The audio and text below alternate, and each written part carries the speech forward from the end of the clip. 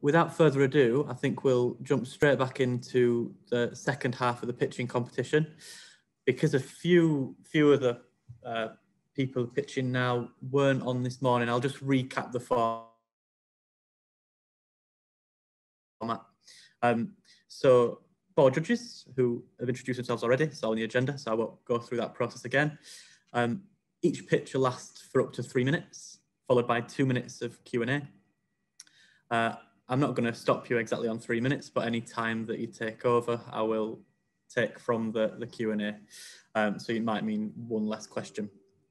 And we got through 4 of the 5 earlier with only one going over by only 10 seconds. So a lot to live up to for the pitchers this session. So please bear that in mind. And first up, we've got Andy Lilly from Armour Communications.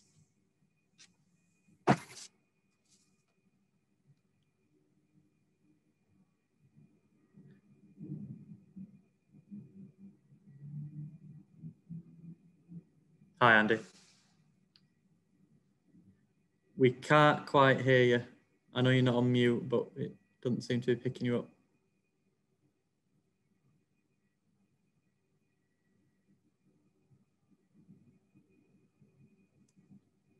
No, still can't hear you.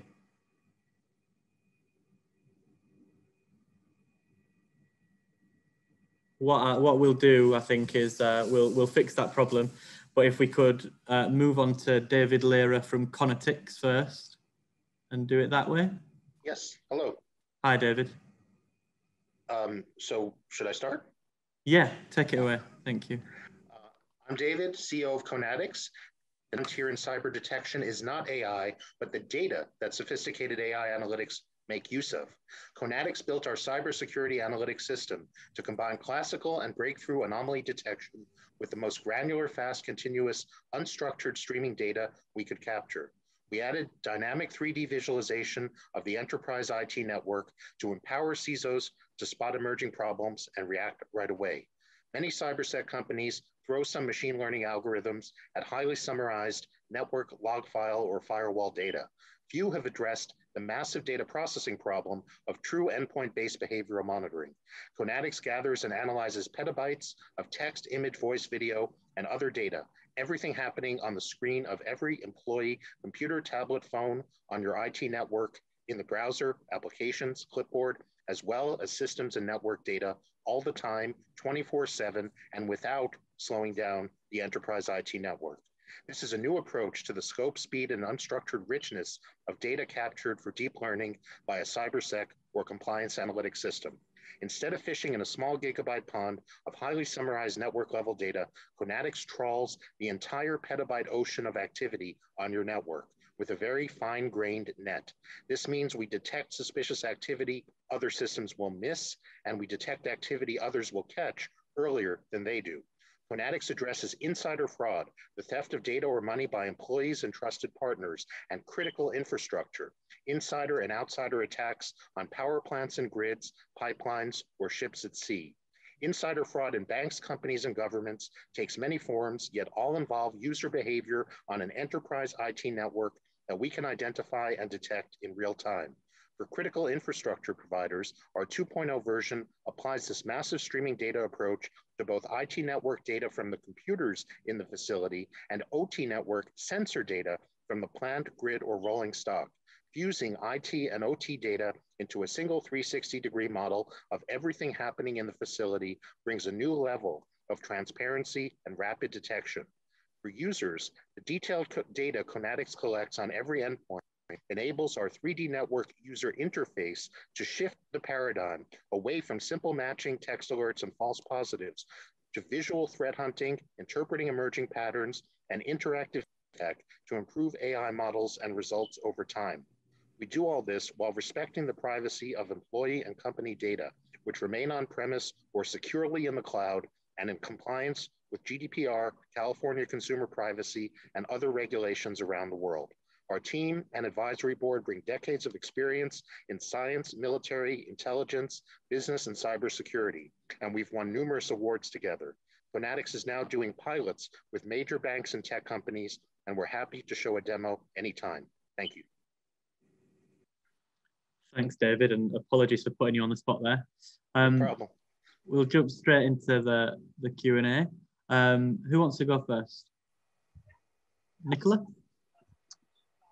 So obviously with the amount of data, I'd be interested in your pricing model, because CISOs want to control their budget, and other things that I've seen in this arena priced by data. So how do you work that out? We price it. It's medium priced for enterprise software. It's not that high, not that low, and it's priced by endpoint, which is a function of the number of employees. So because every employee might have 1 or 2 computers, laptops, whatever, but it's a sliding scale. So it's maybe starts off with a 10,000 person organization, €5 for per endpoint, and it goes down maybe to even 1.50 per endpoint if you have 100,000 people, something like this.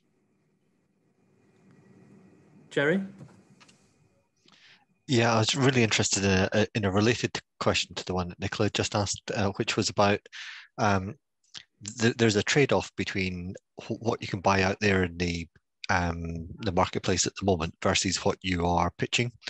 And given the demand in terms of instrumentation and therefore the amount of data that you generate, there's an investment that the company that you're selling to has to make in terms of storage and data capacity.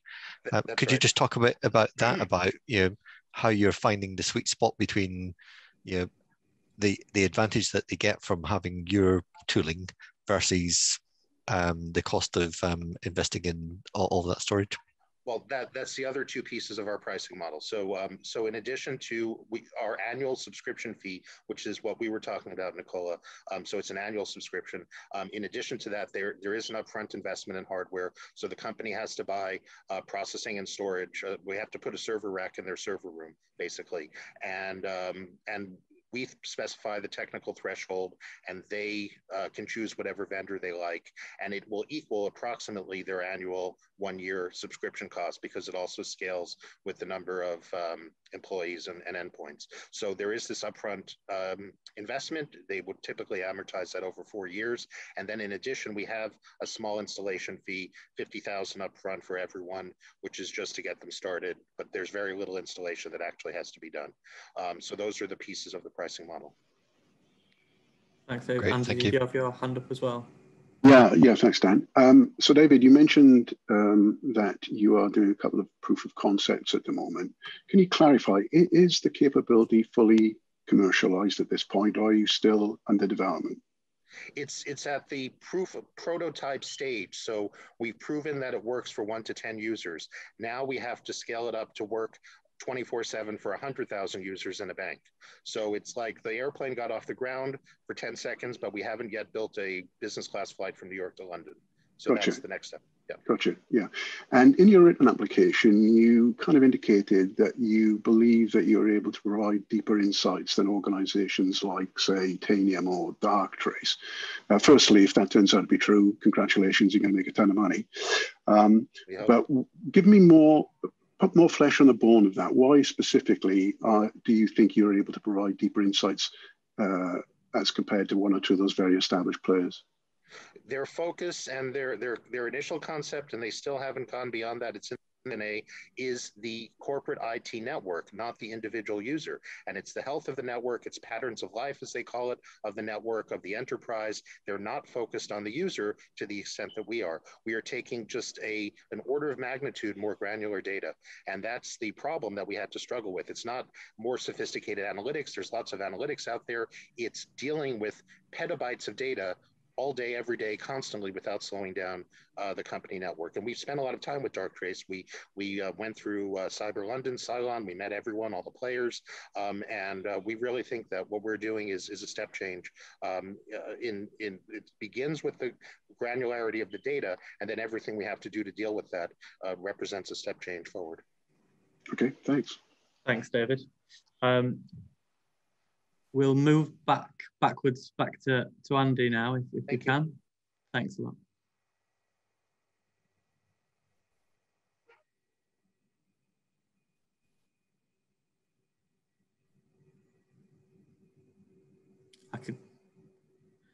Hello. Hi, we can hear you now, Andy. Thanks for that. Right. Sorry, I was trying to avoid wearing, the head warmers here, you see. No, So no worries. Ready when you are. okay. So hi, I'm Dr. Andy Lilly. I'm the CTO and co-founder of Armour Communications. We're a wholly UK-owned company based in central London, producing secure mobile comms products. We've grown consistently from 12 to 37 staff over the past 6 years, encompassing a decades of security experience from various companies. So our technology allows you instant communications from your smartphone, tablet, or desktop. Similar functionality to WhatsApp, Zoom, and other popular consumer products, but our key differentiator is that our products use UK government approved security that was designed in from the ground up in collaboration with our colleagues at NCSC. So it's genuinely secure by design rather than as an afterthought. This has allowed it to be accredited for use in sensitive and high assurance environments. We have ISO 27001 certification. We closely follow NCSC security principles. We have UK and NATO security certifications, and the majority of our staff are security cleared, and that gives customers confidence in every aspect of our services. As Kath and Melanie noted earlier, this does come at a cost in time and money, but it's been a key commitment of ours to establish that trust with our customers. Our applications are very easy to use and to download from the app stores. You can run them in our Armour Cloud, or you can run them on premises for additional privacy. That's where the customer owns their own background infrastructure. So they get a collaborative solution where and wherever they want it, highly secure, but intuitive, requiring no training. As Saj said earlier, if it's not easy to use, people won't use it basically. So we provide that familiar user experience, voice calls, video, chat groups, messaging, data retention controls, message burn, but also things like gateways, providing interoperability with standard unified comms systems, such as office phones, conference systems, even sort of Skype for Business. Another key differentiator is having centralized enterprise level user management. So that means only the authorized users have access to the system, and then only within their defined user communities. So the risks of leaking data, whether accidentally or maliciously, are dramatically reduced compared to unmanaged social media solutions. Now, the risk of the latter has been highlighted in the last week by leakage of MOD Special Forces promotional data from WhatsApp, and as we all know, a certain ex-government advisor retaining some embarrassing messages, all of which could have been controlled with a system such as ours. So our solution is now used by a number of governments around the world, as well as in UK MOD, our Five Eyes friends, defence partners such as Leonardo, BAE and Kinetic. It's scalable from tens of users up to hundreds of thousands. It can be deployed across the internet or in a totally enclosed environment if you really want to be secure. As the world's become more aware of the need for genuine privacy with legislation such as GDPR and so on, and this is another point that Melanie made that really hits home. Our technology has transitioned seamlessly to be used in regulated markets, such as finance, legal, and healthcare, not just for security and privacy, but to ensure compliance with market regulation, as one of our products has built-in audit capability as well. We're very proud that our positive international sales have been recognised this year by a Queen's Award. That also reflects the respect that the UK cyber security market has with a lot of overseas countries. So in summary, we secure remote working, and at this time when working from home has become the norm, we're trying to enable the continuance of business even for relatively sensitive users. In essence, our goal is to remove unregulated consumer products from the professional marketplace, such that our country's data and that of our citizens is not open to exploitation by others. So, thanks, any Andy. questions? Andrew, shall I come to you first on this one? Thank you. Is it fair to say, therefore, that your market is really governments rather than businesses? I'm not quite sure where, and even within governments, you seem to be sort of at the sort of secure end. There seems to be a premium product which is probably there to defend organizations against sort of tougher attack vectors than perhaps we generally see elsewhere in the economy. Is that unfair? No, essentially that was our starting point, and part of the reason for that was where the initial customers were. But we've built on that to be able to, prove to anybody, whether it's a bank or, professional lawyers who want to protect their conversations, or even VIPs. We protect, for example, customers who, okay, they're at the top end, but they have their own yachts and things like that, and they just want to secure their own comms. It's not at this time intended for literally the man on the street. But like I said, it can be used at any level. It's having proven it at that top level and gone through all the certifications and things means we can be sure that we're doing the right thing for all of our customers. Got time for a lightning quick one, Andy? Yes, so Andy, I know Armour Comms as a well-established and successful business in the secure comms field, particularly the easy-to-use secure comms field. But this is an innovation competition. So could you quickly sum up what's new at Armour? So we've been expanding our technology ranges in a number of directions. Ease of things like the remote working with video conferencing, interoperability with third-party systems to stop those sort of silos of communication that you tend to get. Promotional, using different cryptography. So we have a second product line now that is much more standalone, and that does lend itself more to use by the man on the street while still being centrally managed to avoid any old person just getting on and sending, spam or fraudulent emails and trying to trick people into clicking on links they shouldn't, all that sort of thing. Okay, thanks. Thanks, Andy. So third up, we've got Johnny Pelter from Just Ask Max.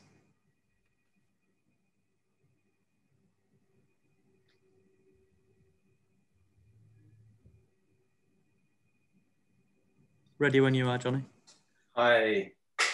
Yeah, so I'm the CEO of Just Ask Max, and you may know that the NCSC say that 80% of cybercrime is preventable with basic protection. So that's what we do at Just Ask Max. So we're the first online safety service for consumers, and we utilize security automation, analytics, and a community support model to get that basic protection in place. And we're doing that because the current market for consumers is filled with what I call point solutions. So antivirus software, new parental controls, and these essentially exacerbate security fatigue for users, but also increase the digital divide because they're naturally only available to those who can afford them.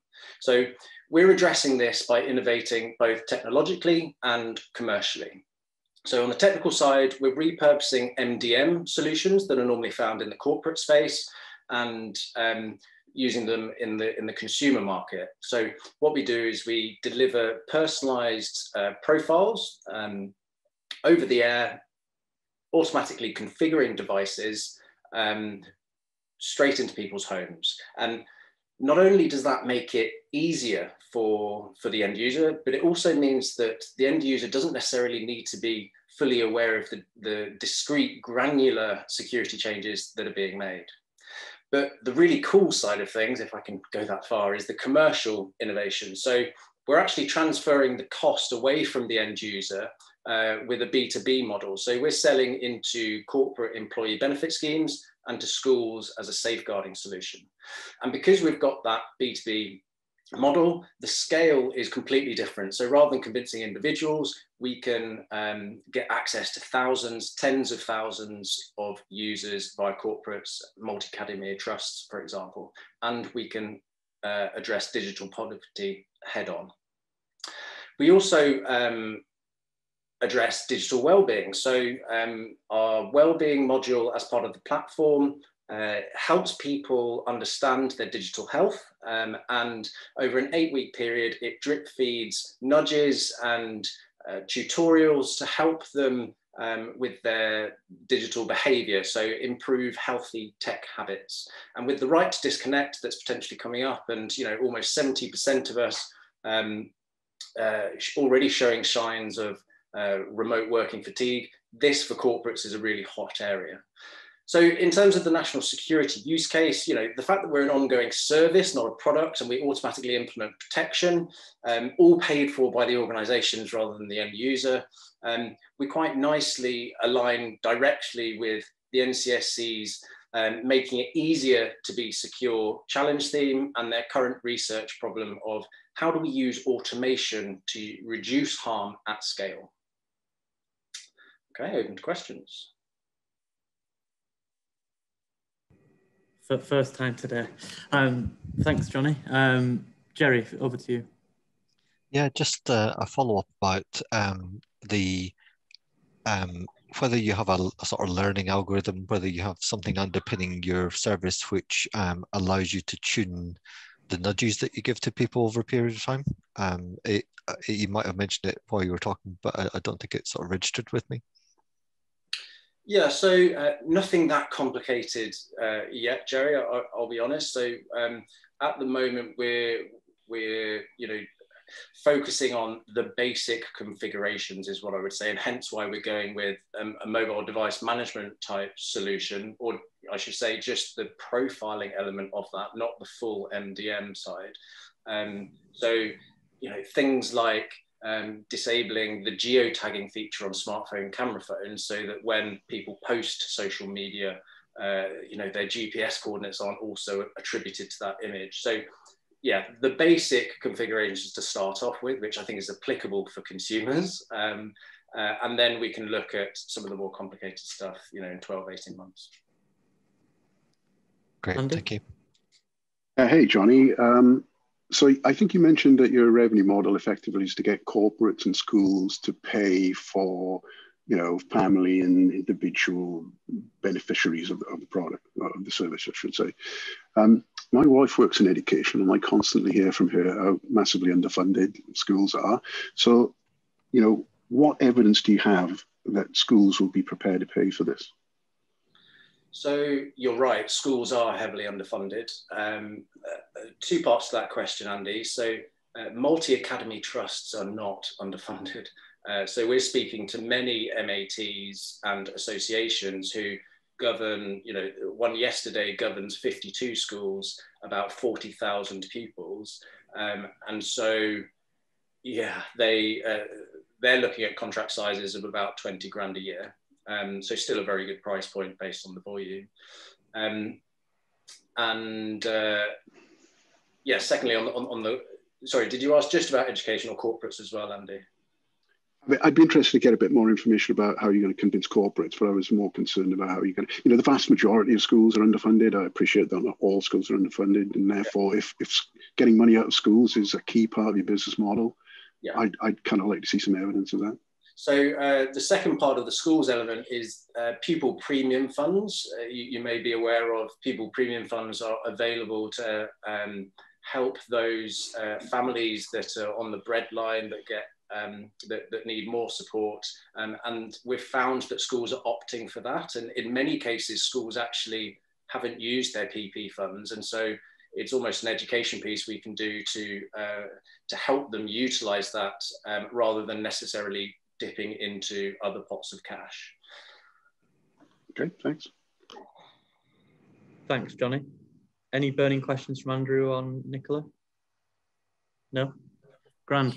Well, thanks, Johnny. And second to last, we've got David Watson from Total IA.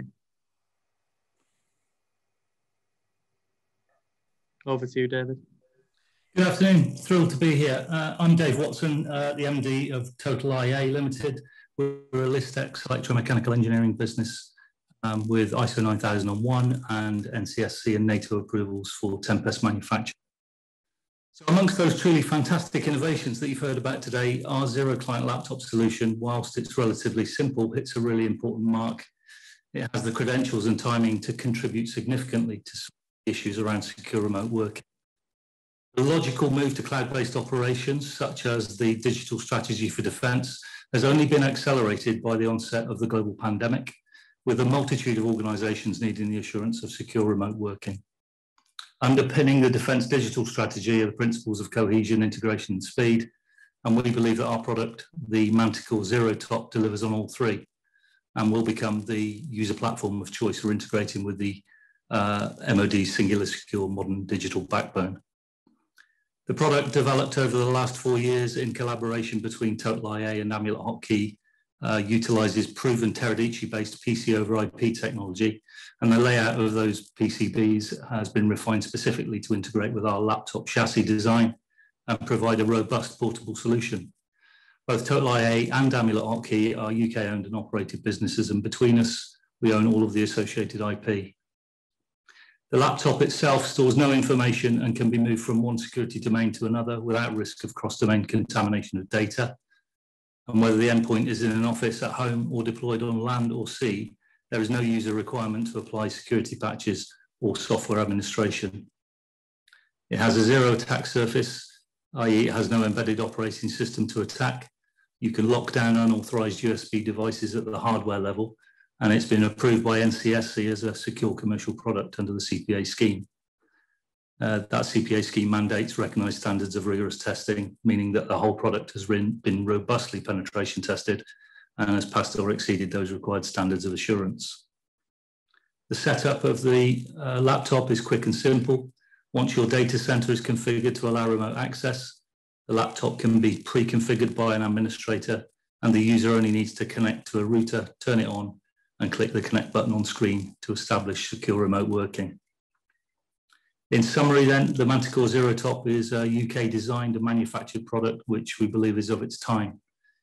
It's a beautiful, ergonomic and affordable secure remote working solution that is available now, and we have recently secured a contract to supply 1,000 units to a UK defence customer that has chosen PC over IP as their preferred infrastructure.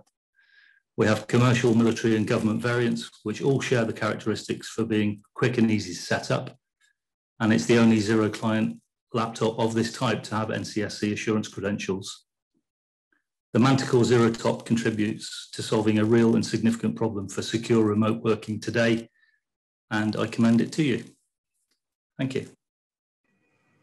Thanks, David. Exactly on time. Andrew. Thanks. If it's got no operating system on it and is as you described, is it actually going to be usable in a corporate environment where certain applications may need to be used? Are they all going to be compatible, and how will they be able to run on this system? The PC over IP technology has been used for tens of years in the banking sector, and the reason it's used in that sector is because of the speed of transmission and the fact that it basically only moves pixels backwards and forwards, and it does it very, very quickly with clear graphics. And the banking sector, you can sit whichever application you need that's hosted at your data center and effectively draw on that across the network. Nicola?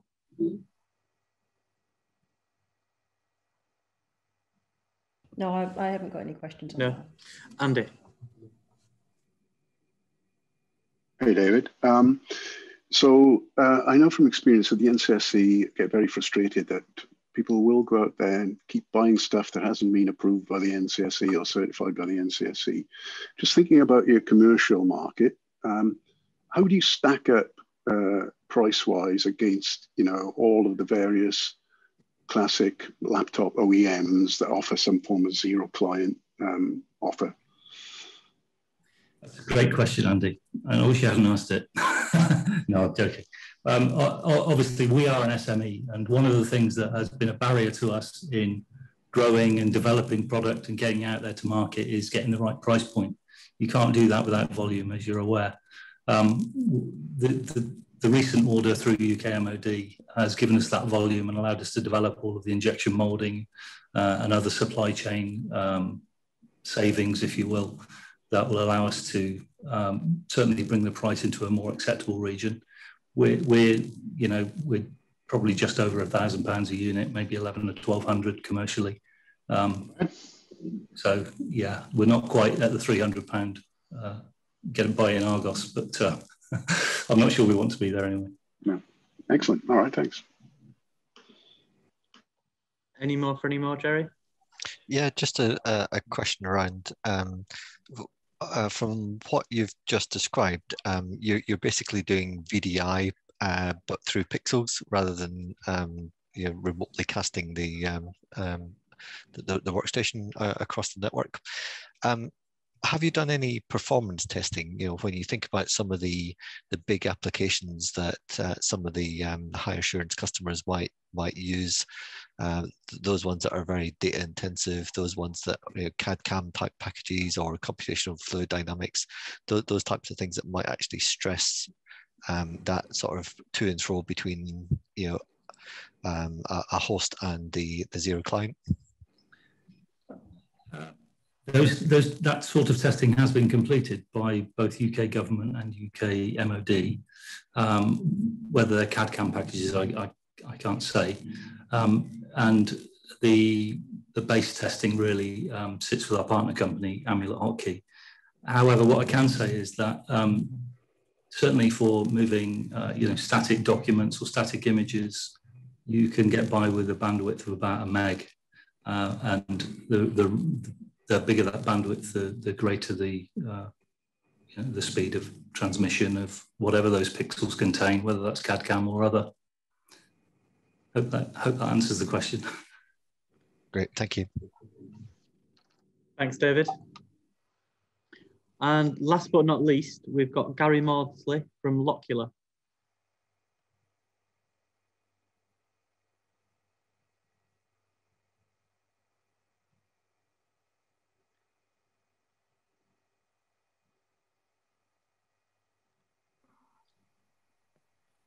Ready when you are, Gary. Okay, great. Well, thanks very much for inviting us today. This is it's really great to listen to everybody's pitches earlier. We're a UK company. We're based in Manchester. We're into our 4th year, and our focus is very much how the public cloud can be used and utilised for its compute and storage, but in respect of territorial privacy laws, adhering to territorial privacy laws and proving that they're adhered to. So we follow absolutely standard security protocols. Our technology is based around extending the encryption piece. So in the pipeline, we encrypt, and then we go on and we cryptographically slice that data. And then we put those slices, which we call frades, in different territories, in different jurisdictions. And it's only when that data comes back together again, it can actually be meaningfully understood. But almost more importantly than that slicing process is the access protocol that underpins that. And this gives us a means by which we can understand when the data is being requested. It's not possible to bypass the protocol and get to some data. So intrinsically, there's an audit capability there. And we lay that audit down on a distributed ledger, a blockchain, that therefore it can't be changed. So, our core technology is about super secure storage in the cloud, underpinned by this chain of custody, this irrefutable log, with the supreme goal of personal data privacy and ultimately putting individuals in control of their data. The technology can be consumed directly. We've recently embodied that into a file system, so it could connect to any drive, be it Linux or Windows, be it server, be it desktop. And we've set about building app on top of that to allow Dropbox style applications that use the file system. We are deployed. We essentially, our route to market is through, or go to market is through a series of partners. So we're deployed at Twickenham Rugby Club, the Tower of London, within the NHS, the prison service, with an energy partner. Our technology is used to break up telemetry data inside industrial boiler rooms, beam that to the cloud.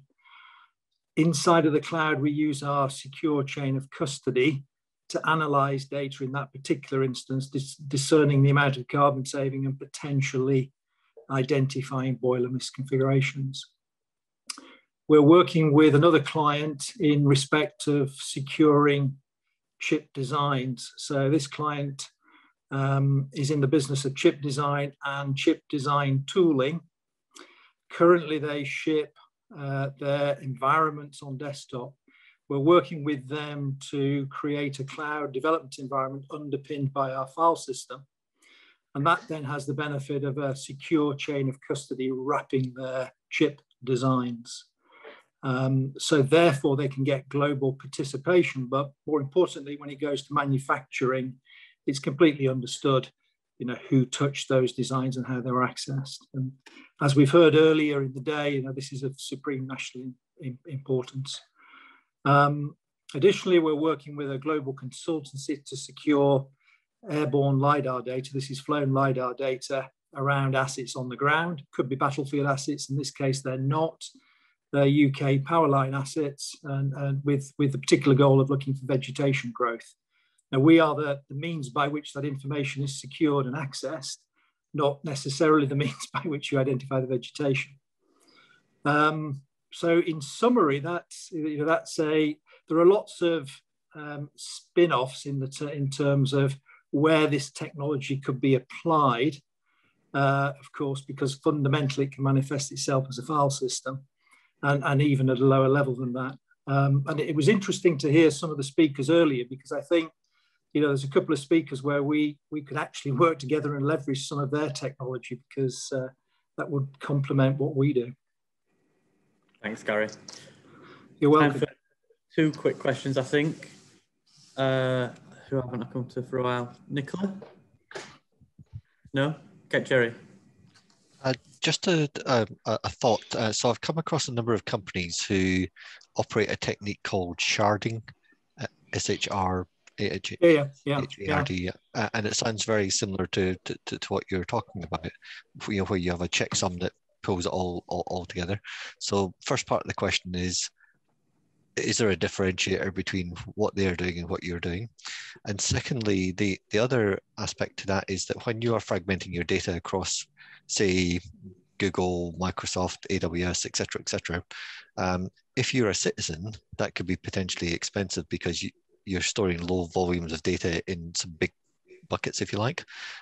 So just thinking about the applicability of this technique to the citizen as well as to the corporates and government, etc., etc. Yeah, there's quite a few. There's quite a long answer to that, because there's a few questions in there. So let me try and unpack that. So it's not sharding. So we, by cryptographically slice, what I mean is there's a process of mingling and mangling that data further to encryption, by which those pieces are not representative of the data from which they came directly. So it isn't sharding. Then to pick up on the point of the cost to the individual. So we charge a premium over and above normal cloud storage. We're not reserving for an individual a certain amount of storage. This is, and our route to market isn't directly to the individual. This is servicing organizations that in turn will service individuals. Andy or Andrew, the last question of the day. Okay. This isn't sharding, but is it still not the point that there are many different choices that organizations can take as to how they store their data in a secure manner, in lots of different pieces, encrypted, etc. And I don't really understand why I would specifically choose this one over one of those competitors.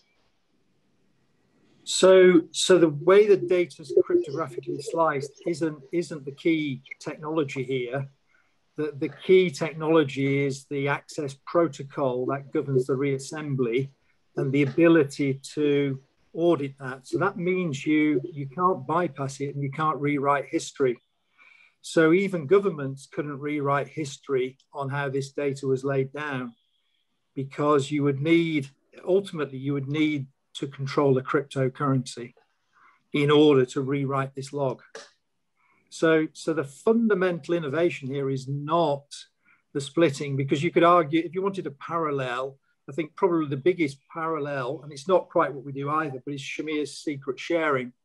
But this is the enabler to the real innovation, which gives us the ability to say, hey, look, this is how your data is being used. And that absolutely cannot be changed. And this is very much tied in with the ledger, the blockchain, and I think ultimately a currency. But we haven't got that far yet, because we're deploying an industrial scenario where our clients at the moment are interested in absolutely securing the data. So we're not explored that personal domain, but that's what we're setting up. Andy, did you want to sneak us the final one? Yeah, just finally, I mean, you've got a couple of very interesting proof of concepts going at Twickenham Rugby Stadium and the Tower of London. My question is similar to the question asked Conatix. Is it fully developed yet? And if not, when will it be commercially available? So it's fully developed, and the two versions are out as production releases. I'm sure you're all aware, once you start down this journey of product deployment, then lots of opportunities and lots of refinements, come to light as a consequence. So we're in the process of understanding what version 3 should look like and why. And in my previous answer, I hinted at the ability for individuals to control their own data and perhaps even monetize that data. And these things are becoming apparent by our deployments, but our production code doesn't address all of the potential roadmap, but it addresses sufficiently for us to deploy at the industrial level, securing industrial data. Okay, thanks so much. Thanks, Gary. And that draws to a close the pitches today.